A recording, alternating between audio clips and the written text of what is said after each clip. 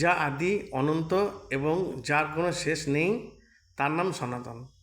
অর্থাৎ হিন্দু সনাতন ধর্ম কবে শুরু হয়েছে তা যেমন কেউ জানে না, তেমনি হিন্দু সনাতন ধর্মের শেষ কবে হবে সেটাও কেউ বলতে পারে না।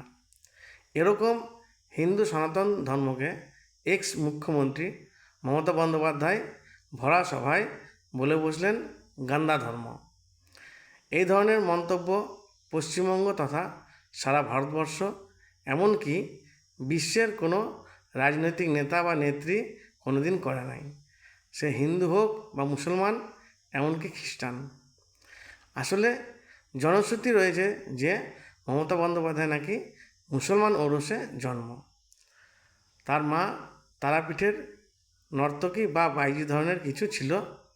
ওখানে বসেই তিনি কোনো মুসলমান মানুষের ঔরসে গর্ভবতী হয়ে পড়েন এবং ওই লজ্জা ঢাকবার জন্য তিনি কলকাতায় চলে যান।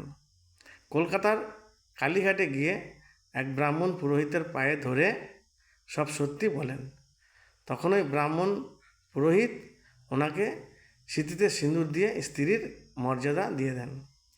ওই ব্রাহ্মণের পদবী ছিল বন্দ্যোপাধ্যায়, সেই হিসেবে মমতা বন্দ্যোপাধ্যায়।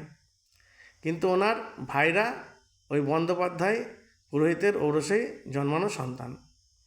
এর সত্য মিথ্যা খোদ মমতা বন্দ্যোপাধ্যায়, ওনার মা এবং ভগবান জানেন। এখন আপনারা ঠিক করুন উনি কার সন্তান।